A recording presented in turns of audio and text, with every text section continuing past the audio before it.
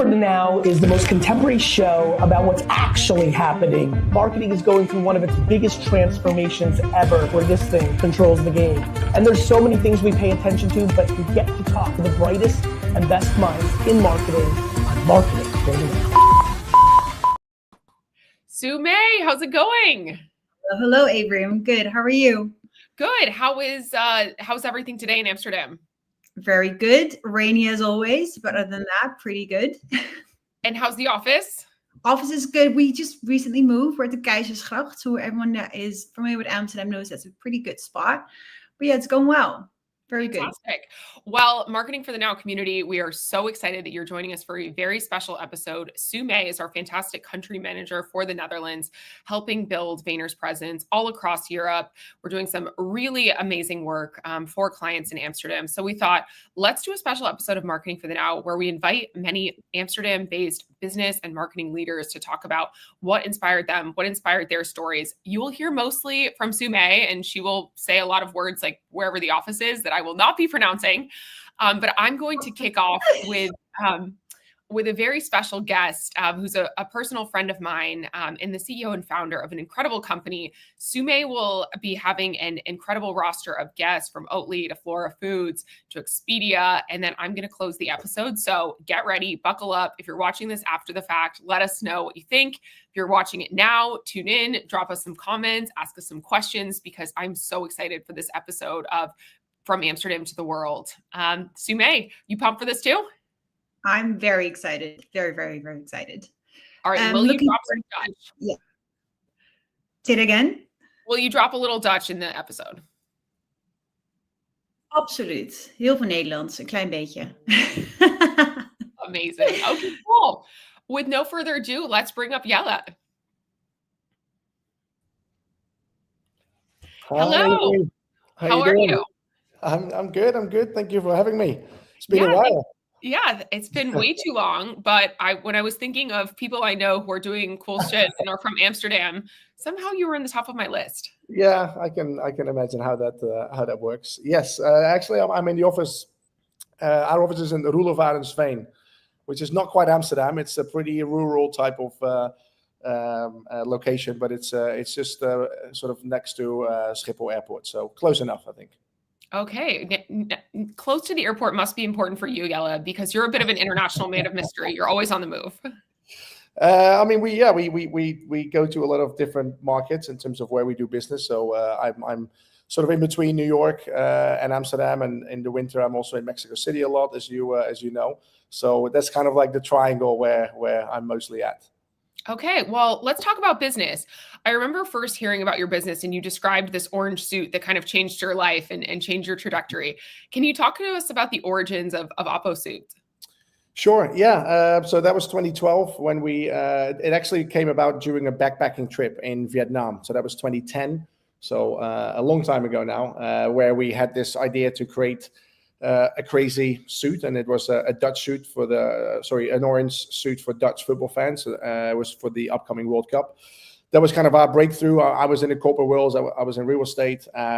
Did my professional qualifications, but I guess in the end for pretty much nothing, because I think after 6 months into launching, we kind of quit our jobs.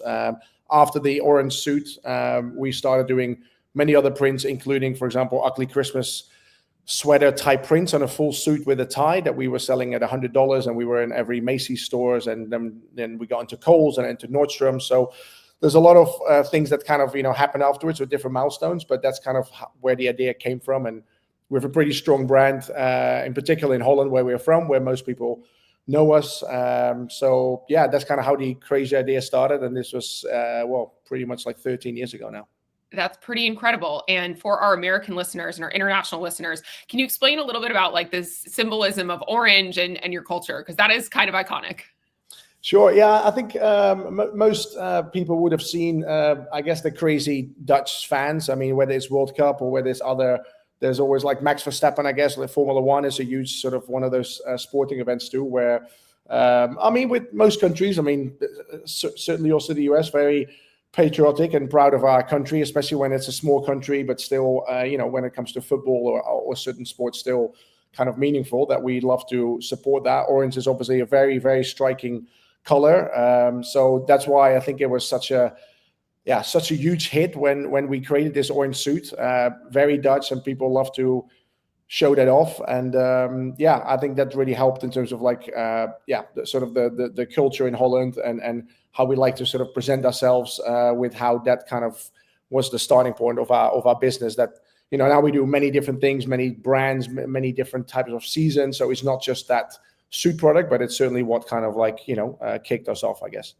Yeah, in the world of marketing, we would call that a distinctive brand asset, something that's unique and it's ownable and it's iconic and people can really galvanize around. And, since that orange suit, there's been so many different iterations and SKUs and expansion across the world. And you all have also your products have been on everyone from NFL players to SNL to Bill Gates. Talk to me about maybe some of those milestone moments and like what led to those breakthroughs. Do people just see it and they're like, I must wear this ridiculous suit?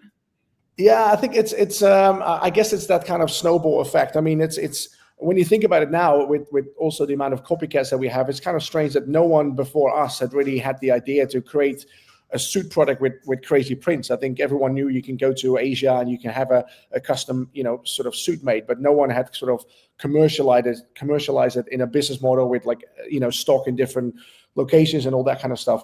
I mean, milestones in terms of like the influencers and marketing wise, there was certainly all of that. I think the other big milestones were that we were in all like Macy's stores. I think it was like 2014 to 2015. Spirit Halloween is sort of on the more party Halloween costume side. Another huge retailer for us that they spotted us as one of the first brands, like when we launched in the US. So like Macy's and Spirit were both sort of on the fashion and the costume side, kind of our milestones from a distribution point of view. When it comes to like marketing influences, I would say, Jimmy Kimmel wearing one of our suits for the whole like episode, like in December for Christmas was huge. I think we've never paid a single influencer to actually wear our product. So everything has been 100% organic, which talks about the fact that, influencers and presenters and entertainers and celebrities, they just love to wear our product to showcase something different, to have fun. So I think that kind of speaks about the quality of the product that everything was like organic. And you mentioned already a few. There was too many to mention, but they were kind of like milestone after milestone. And that was really a couple of years when everything went viral. Now it's a lot harder because the suit idea and the product has been around now for like 12 years, and it's harder to find like big celebrities that still want they to haven't worn an Oppo suit, just like they all have. Yeah, kind of. We did a custom suit for Steve-O, the Jackass guy who loves our brand, and he's the perfect kind of ambassador. And we made a birthday suit for his 50th birthday, and that was hilarious. And it's so I guess we're doing more like custom specific stuff to make it still kind of relevant enough, I guess. Yeah, and I see you all doing a lot of different custom things around specific cultural moments. Sporting moments is obviously huge to your business. As you think about like what's going to usher in the next wave of growth for Oppo, you mentioned social, you mentioned influencers, you mentioned distribution. Anything that's top of mind for you as you get into planning for 2026? I think it's mostly where our growth will be coming from is new categories, as opposed to what we've been doing so far with categories. We can make a lot more different suits and prints, but it's kind of like making more of the same, and it's not really attracting a new audience. So, for example, we were doing in terms of new categories a lot of Hawaiians, things like onesies or union suits. I mean, there's different kind of names for it. So where we can basically kind of bring that fun apparel to life in different categories. So I think there's for example, a women's line that we are, currently looking at. There's many different like product categories, both for men's, women's, as well as kids, whereby we can have that sort of all over print, the licenses that we do with like Minecraft and Pokemon and Nintendo, and kind of bring that to life where people really want to, wear something different or wear something fun, whatever the occasion is. So I would say product categories is kind of where most of our growth probably will be coming from in the coming years. New categories, the same Oppo desirability. And then my last question for you, Jelle, is as someone who has grown up and like from Amsterdam to the world, what do you think makes your culture unique? And what do you think how do you think that that's been an advantage for you being a global business leader? I think it's really interesting because besides the accent. Say And again? how tall you are, besides the accent and how tall you are, which the marketing for the now Yes. people cannot see. Statistically, we are the tallest. I mean, that's a really cool statistic to have.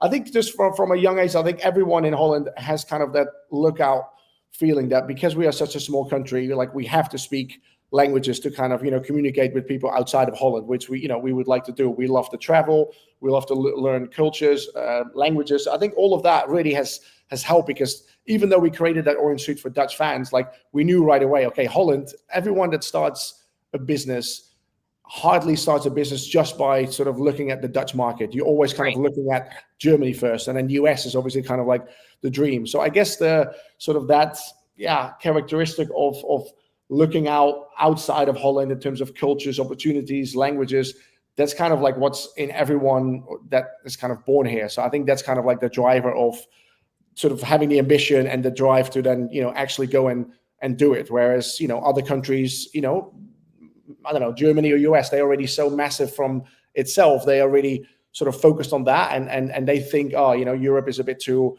fragmented, so many countries and languages. It's so hard compared to the US. So I think that's kind of like where, you know, we have a bit of an advantage to brands that are just solely focused on the US and don't really need to touch Europe, because it's, they are kind of in a luxury position that the US is already, you know, used by itself, I guess. I like that. And for many of our international listeners, like Amsterdam has long been like such a destination for trade. It's the reason there's a lot of American multinational companies like Vayner who have headquarters in Amsterdam, is because it's such a central place. And there's such an entrepreneurial DNA of many of the people who live there. Well, Jelle, I appreciate you taking the time. You're going to have to send me some of that women's line. And it was great to hear your insights on marketing for the now. Absolutely. All right. Have a good one, Avery. Thank you. Thank you. And that was such an interesting, fun talk. It's always exciting when personal life and professional life intersects. I'm thrilled to be bringing back up Sue May, who will be taking us through the next round of interviews. So Sue May, take it away. Thank you, Avery. Talking about personal work. Hi, Sarah. Hi, Sue May. So happy to do this together with you. For our viewers, Sarah and I have some shared agency history together. I think we've known each other since 2019, I think. Yep. Something like that. And I have clearly stayed agency land on my side, but you have moved to client side 5 years ago. So within your role at Oatly, is there anything just for the viewers just to tell a bit more about your journey here in Amsterdam, but also tied to Oatly?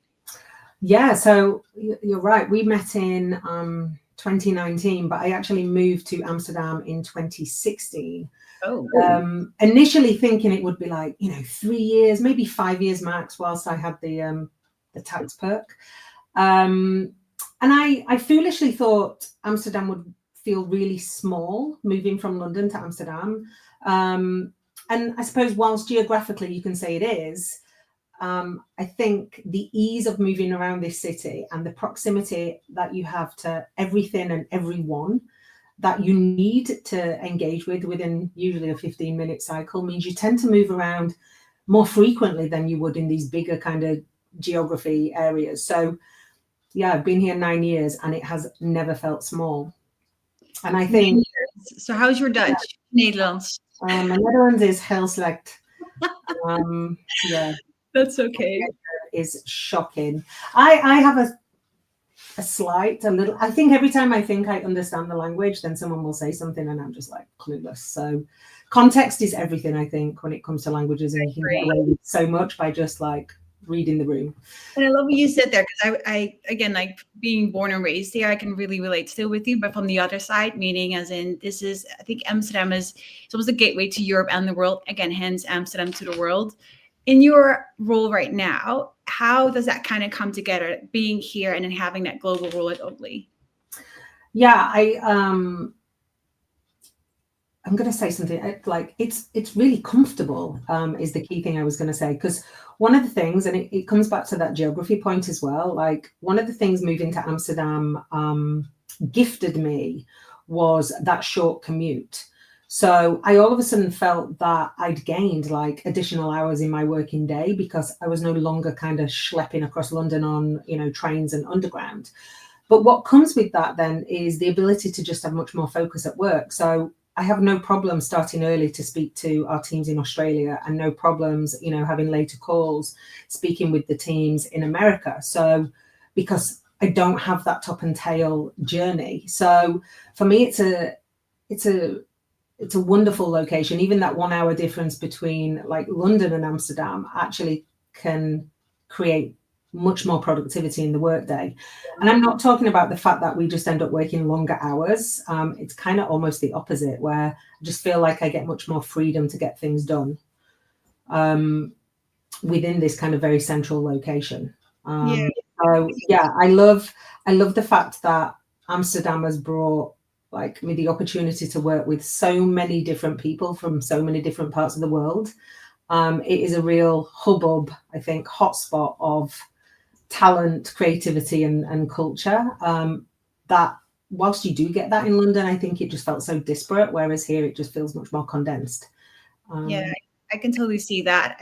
For me, the talent pool and it being people first by nature, I think it really goes hand in hand with the quality of life. And I hear that from a lot. And that's one of the reasons I never moved elsewhere, because of exactly those reasons. I think often Amsterdam has also been seen as almost like the center of creativity as well when it comes to creativity. And of course, like Oatly is a brand who I think has been, I think since 2019, a bit of the creative rebel, and almost like the first creator type like approach through going viral via out of home and packaging. Like in your world and the work that you do, how do you, I think I've seen that Oatly's been really like doubling down on creative collabs and as really using creativity as a way to collaborate. Like, is there anything recently that you've been very proud of, or with understanding how to bring collaborations closer together for Oatly and still really being true to Oatly, but still making sure that creators have that authenticity or humor still in the work that they're doing? Yeah, we love working with creators. We've been I think when I started in the company in 2021, we had kind of people in Sweden whose job was just solely dedicated to working with like different creative talent who had either a social media following or just like people who were really good at their craft, and almost like bringing them into our DNA and allowing them to just create for us. And we've certainly ramped that up. We've improved it. We deal with kind of creators across this huge spectrum, from like influencer talent and talent management right down to the nano creators. And we also look at them in two different buckets around like what we call craft creators versus personality creators. So the craft creators are the ones we tend to do a lot of work with, and we treat them like our own creative directors.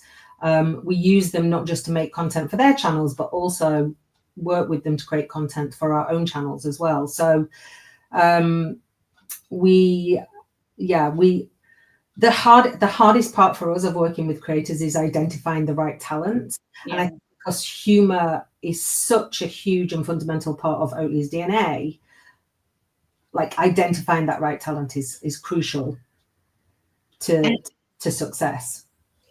And knowing that historically most of the creativity has been done in-house, like how is that? What are kind of the learnings from that process? Because I think a lot of our viewers or brands can also relate with that, finding that right voice and a trusted voice and to kind of speak on behalf of your brand. And how's that process? And what kind of learnings that you have from an Oatly perspective?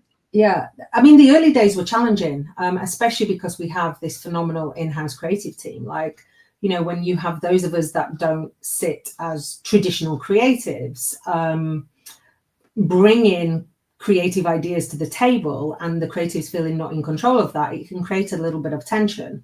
But I think we got to a place quite quickly because we all know the brand so well. We're funny and quirky, from our pack size to our advertising. We love to joke ironically. We're provocative, irreverent. We challenge the norms of the dairy industry with this rebellious streak.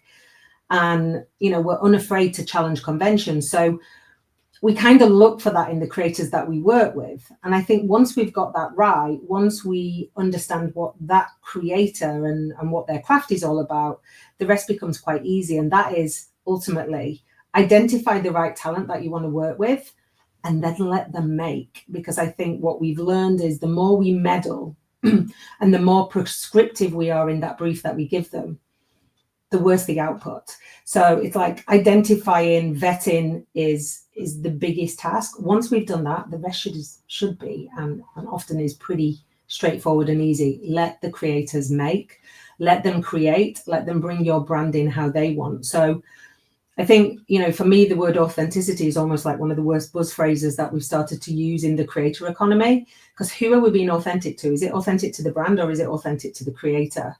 So I just kind of prefer to like look at it and go, who are the creators that we like? Why do we like them? Are they great partners for us? And if that's true, let them get on with it. And just for me, because I love what you said there, that the authenticity almost became a buzzword, and really letting creators do their thing. And if it works well, really continue with that. Has there been like true partnerships happening from a creative standpoint with Oatly that are becoming more longstanding? Yeah, and I think there'll be more. I mean, initially it was just more about we were getting a little, I don't know, excited and like wanted to work with as many people as possible. But we're starting to see that there are opportunities to build more long-standing relationships with these creators. So, there's a couple of examples. So Mac Boonshoe, we've had a lot of fun with. We've done 2 key pieces with him. Check him out. Very entertaining, quite funny. I mean, there's lots of others, but I think as we start to shift more into building up a long tail, I think, of creator space, then there'll be more and more that we'll keep working with. And, our shift into kind of our signature drinks and really driving beverage culture, I think we'll see more and more partnerships, long-term partnerships come to the table. But still with that kind of irreverence and craft that we love at Oatly. You've been like lots of good golden nuggets already in what you're explaining to us.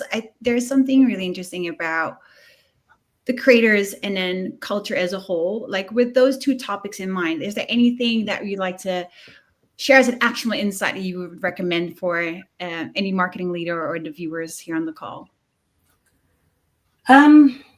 Yeah, I mean, there's a couple of things. Like it's really difficult to like either stay on top of, dictate, or predict what like cultural trends are going to happen. So I think the key thing is like surround yourselves with curious people. Like seems to be the people that we have working at Oatly are naturally quite curious.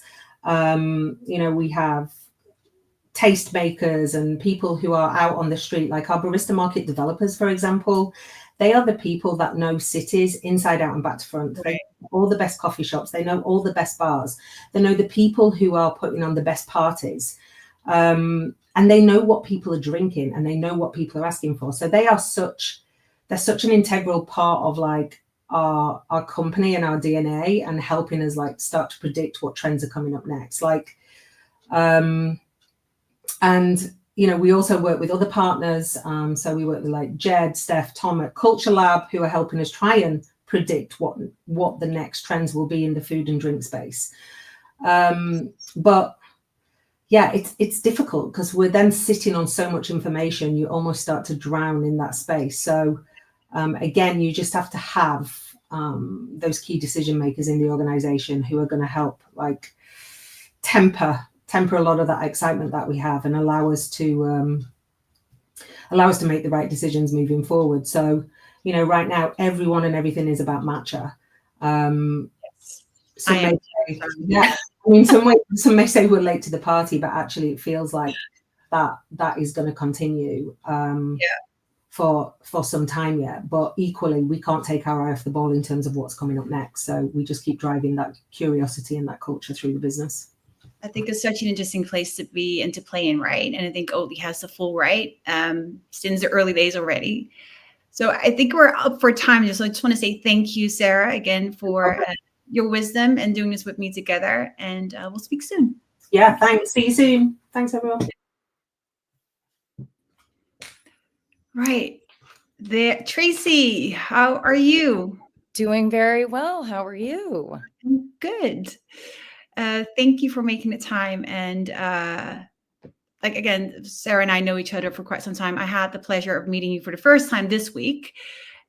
But I understood you have some very OG Vayner history already going back for 15 plus years. Do you want to share something about that? Oh my gosh.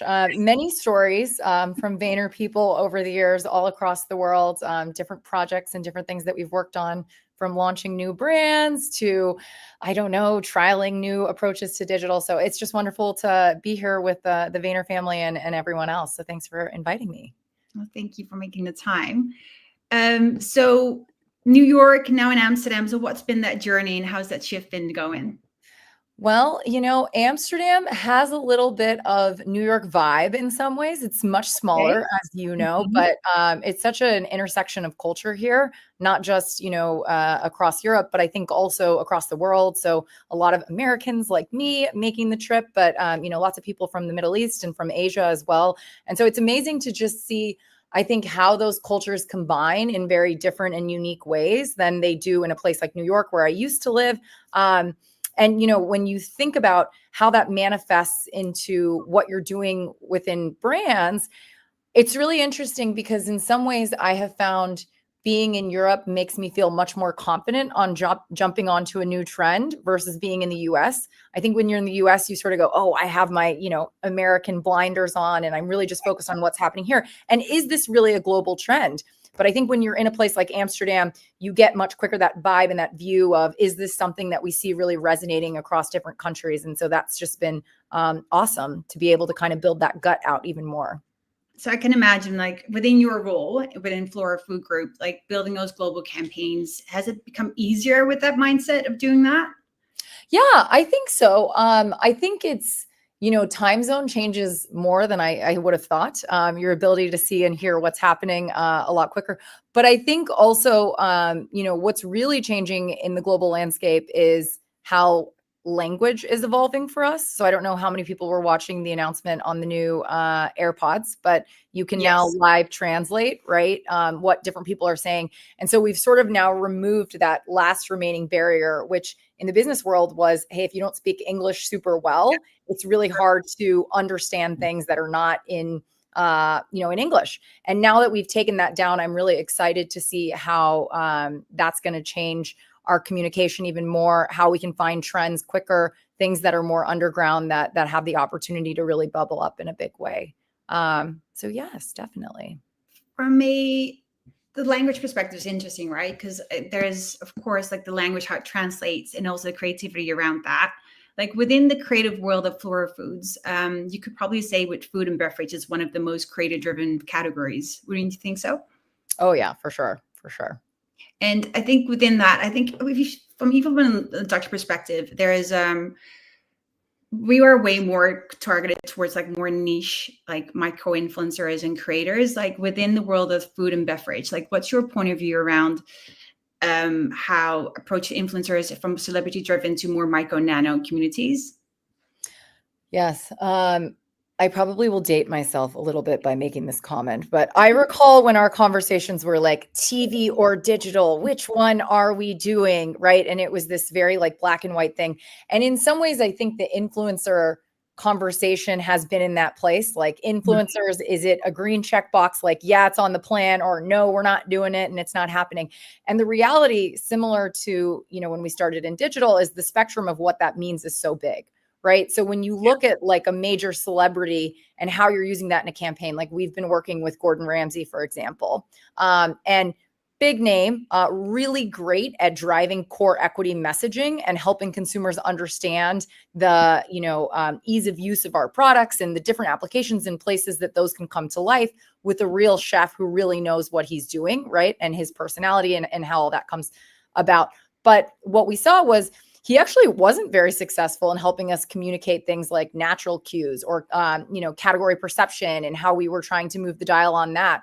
And in that kind of environment, we really need to tap into things like, more user generated content and more micro influencers where consumers feel a little bit more like, oh, this is something I can touch and I can feel, and this feels very real to me. And therefore I buy that message in a very different way. So I think it's really about the right creator for the right kind of message. And that's sort of how we look at our strategy.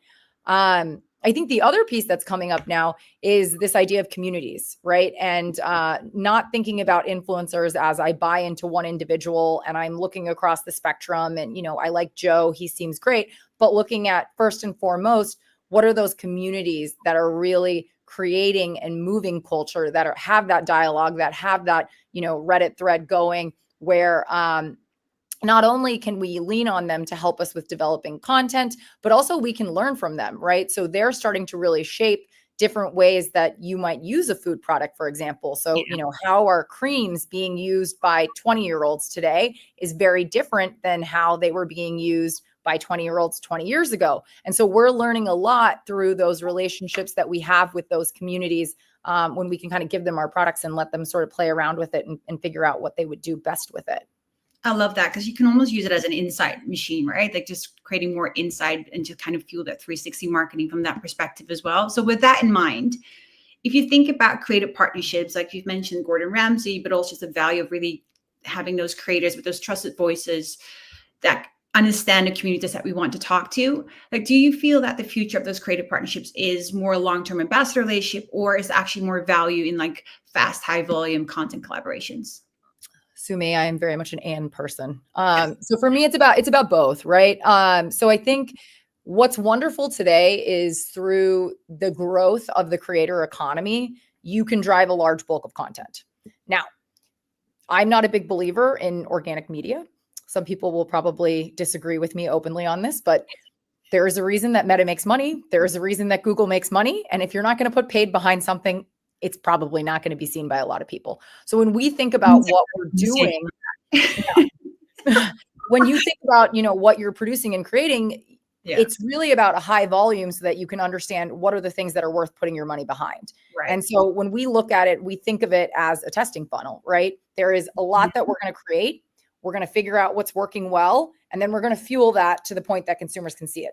I don't think you need to fuel a huge number of pieces, but I do think you need to create a lot of pieces, because you will have some wins and you will have some losses. And so I think that breadth of content is really important. Yeah.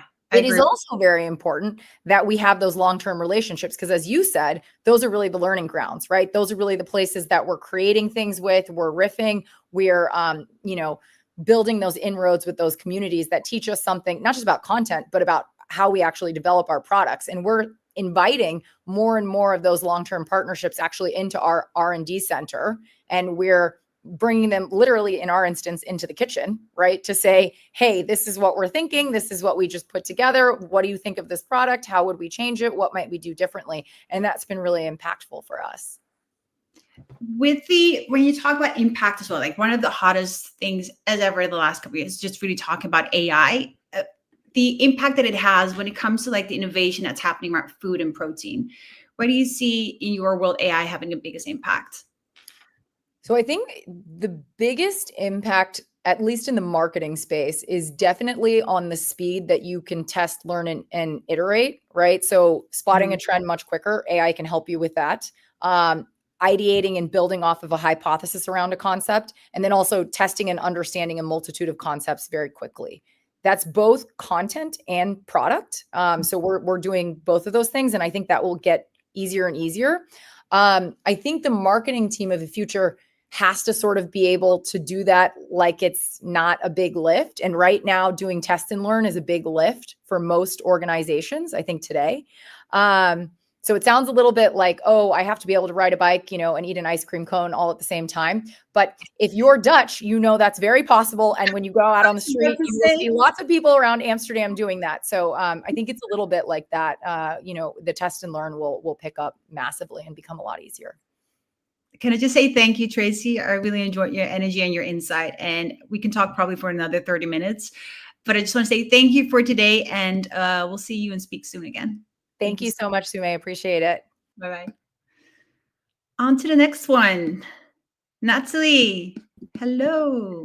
Hi, Sume. How are you? I am good. How are you? Good. Are we catching you in Amsterdam? I feel like you're traveling all the time.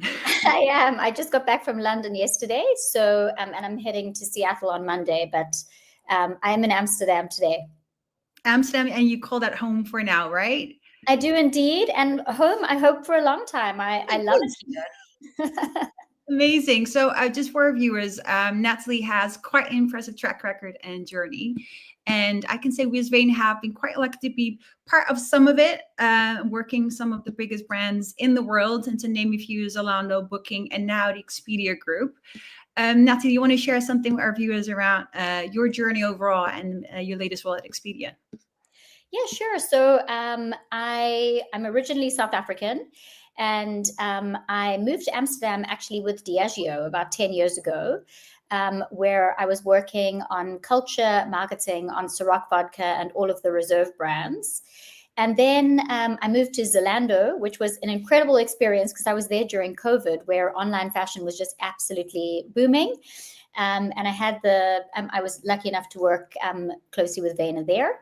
And then I was at Booking.com where I was VP of brand. And just recently, about 6 months ago, I joined Expedia as SVP of marketing, really based in the US, but I'm based in Amsterdam. So I've always been in global marketing. I absolutely love global marketing. I love the people that we get to work with every day and the cool things we get to do. So yeah, that's a little bit of my short career journey. Thank you. When you talk about global roles and, of course, a culture working within a global team and across different markets, you've recently also mentioned the excitement around Expedia brand and putting that back into culture conversation. With culture changing so vastly, like how do you stay on top of that within your role and also the big teams that you're leading? Yes, I think I probably would say that everybody has their own ways of keeping an ear to the ground and hearing what's hot in culture. But I think for me, it moves fast. And that means that you have to be listening closely and acting quickly. So I think there's many things that I try and do. So we have active social listening across all of our sort of social media platforms and obviously within a lot of the research that we do to track what people are really talking about, not just what's trending. Also, I really think that like collaborating with creators and community who are shaping culture is really important. To creators that are not just following culture, but actually shaping it and really collaborating with creators. So asking for their opinions on things. Then I would say that it's always very difficult with brand marketing because you are normally creating campaigns like really in advance because the production takes long. And I think now you really have to build in that flexibility that you can evolve campaigns in real time because culture is moving so fast. And then most importantly, I think from a cultural perspective, really only engage in moments that align with your brand audience and values because it needs to feel natural and not forced. But yeah, I just think it's such an exciting place to be. And I think with marketing, like we have to be at the forefront of culture. That's definitely something that we have to drive. So yeah, thanks for that question. I love what you mentioned about creators as well and bringing them closer to the brand and how you create content. I think what Expedia has done recently is quite interesting, bringing content creation, commerce together within travel, something through what you call travel shops, right? Yes, exactly. So there's two great examples actually of how we're collaborating with creators. So the first one is called Travel Shops. And basically what we see is that because people are like exploring so much about where they want to go and destinations, etc., on places like TikTok and Instagram and, all the social channels, what we've seen is that people actually like to follow creators who travel a lot and be able to go to the places that they've gone. So we have what's called travel shops where you can follow your favorite creators and you can book the places that they went on Expedia. So you can just Google travel shops on Expedia and it pops up and you can sort of find an influencer that suits your travel needs. So maybe you like to do backpacking in Bali, or you are maybe more of a high value traveler and you like to only stay at the Four Seasons. There's a full range of creators that we work with who will experience the place first so that you don't have to make a mistake with only your small amount of holiday. So that's the first example. And then recently, actually, we just did a partnership with Meta where it was called Trip Matching. And it's a super fun partnership where you can track different reels. And if you see a beautiful reel of like a gorgeous waterfall somewhere, you can send that to Expedia, and through AI, we actually work out where it is, and we give you clarity in terms of all the booking options that you have. So there's a lot of ways we're doing that. And really, it's because people have changed the way that they shop for travel. So we need to, like, as I say, have an ear to the ground in terms of what's happening in culture and then adapt to it. And I love how, as a brand, you're showing up as how the consumer would consume that and how they're looking for travel and actually trying to get them to book and to convert. I think that's really interesting. So if you think about, so you mentioned already something about AI and the future of that within Expedia. Is there anything else that's happening around AI that's interesting to mention? I mean, well, I think that I'm sure everybody on this call is probably thinking, my goodness, if somebody has to mention AI to me one more time, I'm going to go absolutely nuts. But I think everybody's talking about AI and how to use it. And I think that in every single company, people are looking at it from an efficiency perspective, an innovation perspective, and how we can do creative with AI. I think that every single business is in different stages of how they optimize and use, etc. But I think from our side, we are really finding it quite exciting to start seeing some of the creative tools within AI that are becoming like super good and really great to work with. So if you think of more performance marketing channels, like the ability to sort of optimize and localize tons and tons of assets for all various different formats, whether it's digital display or all of the growth marketing ads that you have to prepare.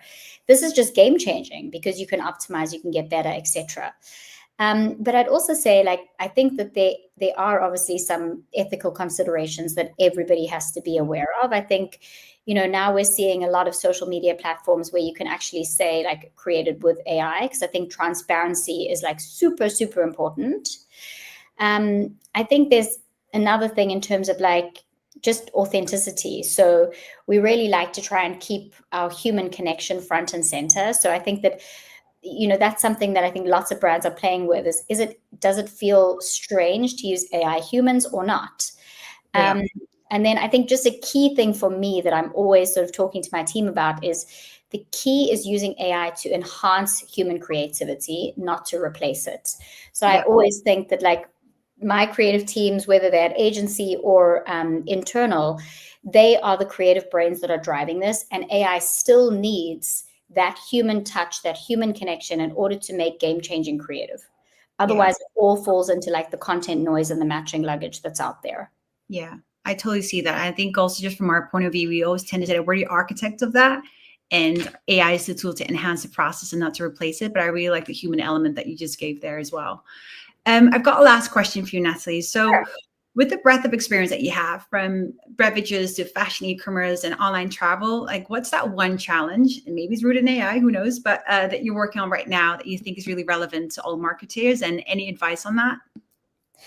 Yeah, I would say probably my biggest challenge, and I'm sure many people are facing it, is now that sort of if we look at social media and AI and all sorts of channels, every single channel or platform requires native content. So before, if you thought about old school marketing, and probably everyone on this call is way younger than me, but basically you would have sort of TV advertising, you would have out of home, and you could really take that same idea and scale it. And it wasn't easy, but it was easier.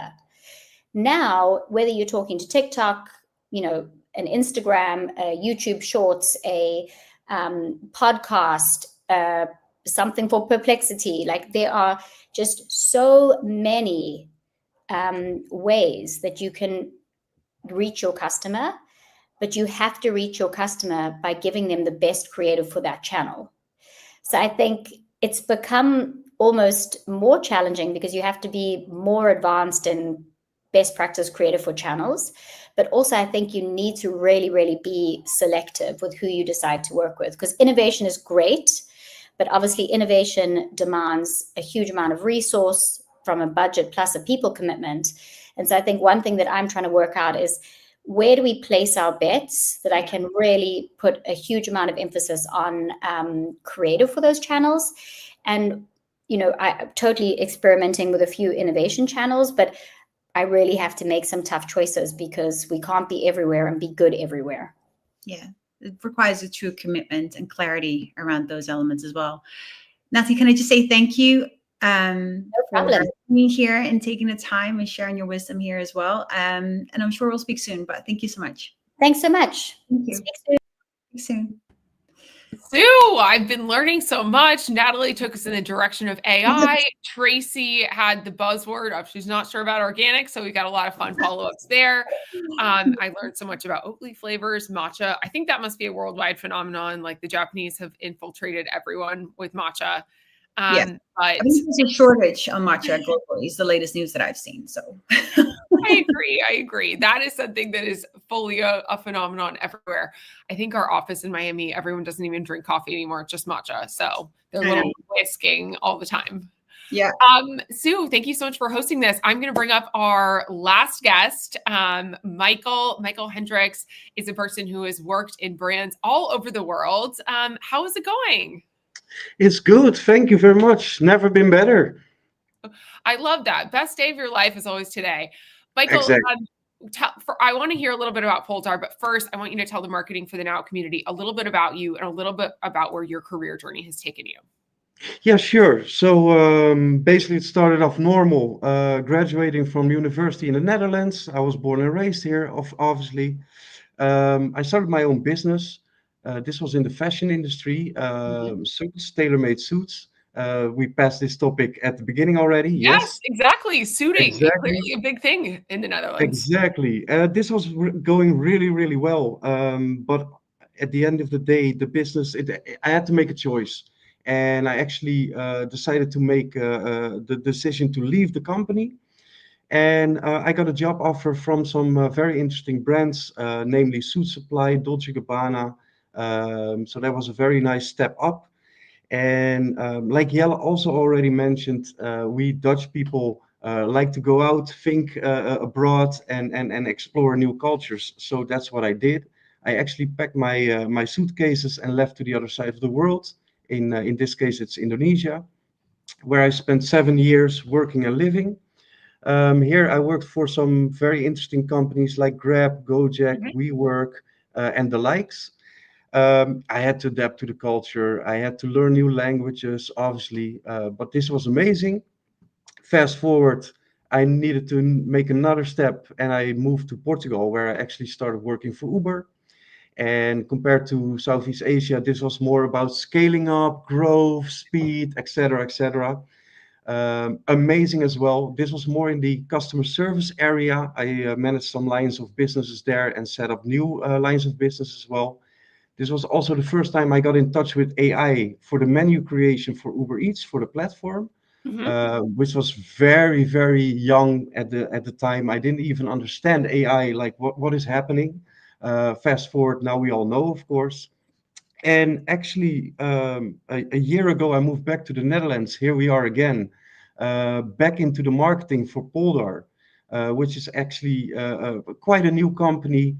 We've been around, but mostly prototyping and production phase. And it's time for the marketing now. It's time for the marketing. I love it. Best place to talk about it is Marketing for the Now. I can imagine just all those cultures. You just talked about Indonesia, about Lisbon. I mean, they're so different. And I think this kind of gets to why I thought you'd be a perfect guest here. Jelle spoke a bit about how many Dutch people have this kind of like feeling of entrepreneurialism, of trade, of business, of wanting to see the world and make things happen. How do you think being from the Netherlands has influenced all the cool places that you've gone in your wonderful career? A large bit, because in the end of the day, we don't shy away from discovering new things, whether it's places, languages, culture, anything like this. Our country is so small, our market is so small, so we directly look outside. Once again, like Jens mentioned already. So that's second nature for us. So being from Holland, going to Indonesia, not knowing the language, learning 10 dialects actually. Wow. And then move to Bahasa. Portugal. Yes, visa. And then, of course, Portugal, learning that language again, it's just second nature for us. So, of course, it's tough, it's hard, it's never easy, but we don't shy away from it. And I think in doing business, doing marketing or anything related to that, it's the same. All Yes. right, this is the task at hand. This is the challenge or the dream that we are envisioning. Let's go get it. Amazing. Okay, cool. So let's hop into how you're thinking about creators today, and also what you guys are doing at Poldar, because I think this is something that's very interesting. It actually kind of gets to transportation. That Amsterdam is known for its biking. First, tell us a bit about Poldar, and then we'll get into creators. Sure, sure. Yeah, so Polder is the first shareable e-bike exclusively for the B2B market. Hmm. So what we're trying to do is not just get people on the bikes and move them from A to B, but we're actually trying to create this whole ecosystem of service, reliability, and sustainability. As you know, we're going greener with everything we do in the whole world, which is awesome. But we still tend to grab the car if we have to grab a lunch or we have to go to a meeting or anything. And especially in this country, as Holland and Amsterdam, biking is in our DNA, and we're trying to actually get this back and into corporate life. So it will be easier to just jump on the bike, no hassle with keys because everything is digital. So yeah, that's the mission that we are on. Um, in terms Talk of about corporate creative, life. Like, what do you mean by corporate life? Is this for like large campuses, or is it like a bike share that people actually take home? you can take it home, but then we go into the laws and regulations and taxes you have to pay. So basically, what we really want is co-working spaces, campuses, anything in between, but also large corporate companies to, instead of having cars that they can share with the employees, they have a fleet of bikes because everything is around the corner. Right. But we're so used to, okay, let's jump in the car, go to the supermarket, et cetera, et cetera. And now we're just changing this. Okay, we have to go greener. We have a lot of traffic in this small country, especially in Amsterdam. It's crazy. So please jump on the bike. First of all, it's healthy for you. It's cheap. It's fast. It's easy, and it's sustainable. That's incredible. Also, shared bikes, shared cars. That's nice. We don't have any of that in America. So that's actually, Google, which is the first place that I worked, actually did have a bike share thing. It was not e-bike; it was just regular bike. There was no keys. You would just sort of like ride it around and leave it where you were going. But it's a nice way to get around. So talk Yes. to me about how you're thinking about marketing this product to a B2B audience. Yeah, so obviously it's a bit more, it's a bit colder than normal. It's still B2B, so there's not a lot of emotion involved in the whole story. We don't work with influencers or big names or even celebrities because it will not feel authentic, obviously. On the other hand, we're trying to be creative as possible. We're running a TikTok campaign where actually quite a famous TikTok influencer who's mainly covering the topic love in his TikTok videos is Mhm. developing a bike with us. So he's designing the colorway and the design of the bike, and the topic obviously is love. Mhm. He builds the bike himself, so we are Right. basically showing that it's super easy to build our bike. Anybody can do it, and that reflects to the business case that we're building because our bike is manufactured in Holland, Mhm. but it's manufactured in social workplaces. Yep. Okay. And once again, we're touching that social part of the story because once again, it is a bike, it is for corporate businesses. There's not a lot of emotion involved. Social media is limited, but we still want to drag that we still want to touch base on those platforms, obviously. I like it. Well, I think some of our listeners will be watching this on LinkedIn either now or in the future. I think linked influencers are such a thing. And that's happening worldwide. Certainly in Amsterdam, certainly in the Netherlands, but everywhere people are sharing Yes. their day in my life.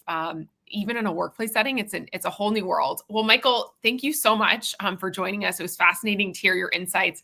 Any parting words that you think our marketing for the Now community should know as they think about how Amsterdam is influencing the world? What do you think? Yeah, I think it's been mentioned a few times already in this session, but let's repeat it again. We're so small, so we're always looking outside. We're always welcoming everybody from anywhere, and this is so beautiful about Amsterdam and the Netherlands. So you can touch base here. You feel right at home because everybody is a stranger in the end of the day. Right. So you just come in this melting pot, and we can look outside, and sky is the limit still. Fantastic. Sky is the limit. Never been better. Michael, love your energy closing off this. Thank you so much for joining us. And I'm going to You're bring back welcome. on Sue May, our wonderful Amsterdam leader. Sue, this was such a fun session. I know I pushed you to do it, and I'm super glad that we did. Everyone had so many incredible insights. I mean, commonalities of people talking about how the small nature of Amsterdam makes people think globally, and so many global leaders who are really viewing Amsterdam as like this melting pot. I think Tracy's perspective there was really unique as an American who's recently moved. Sarah's perspective as well. What were your key takeaways? Well, you named the main one, because I think, again, as a Dutchie, it's so nice to hear from others how I view it as well. Like, it is the gateway to many, many different things. And I think the way that we work here out of Amsterdam in the Netherlands, it is really, we look outside because we're so small, and we're okay of doing that, which I really love what Michael said there too. I think what Sarah and Tracy were saying when it comes to like using creators and really having them as a trusted voice, it might be some work to get that right, but once you have that, it's something that's really valuable for the brand to really speak where the consumer is at as well. And I just had an idea for Yellow, though, because it's like his is like a product. I was like, ski suits, like this is a hot thing. I love that. I would wear a ridiculous ski suit. Honestly, I think that's so I'm gonna visit him in Roelof's Arendsveen, try to pronounce that Avery, and then maybe we can pitch that. I love it. Ski suits are, something that I see a lot of people like wearing these like makeshift ones, or like a dinosaur or something, or a unicorn or something ridiculous like that in the ski hills. I think Oppo suits could wrap up something pretty special. Absolutely. I will run it through AI and send a proposal. Amazing. Okay, everyone, thank you so much for joining us on this very special episode of Marketing for the Now, from Amsterdam to the world. If you liked this, if you didn't like it, if you found something interesting, if you found something inspiring, leave us a comment, drop us a message. And if you are a brand who is thinking about how to take your brand from Amsterdam to the world, reach out to Sue May, come visit us in Amsterdam, and we look forward to connecting. Take care, everybody. Bye.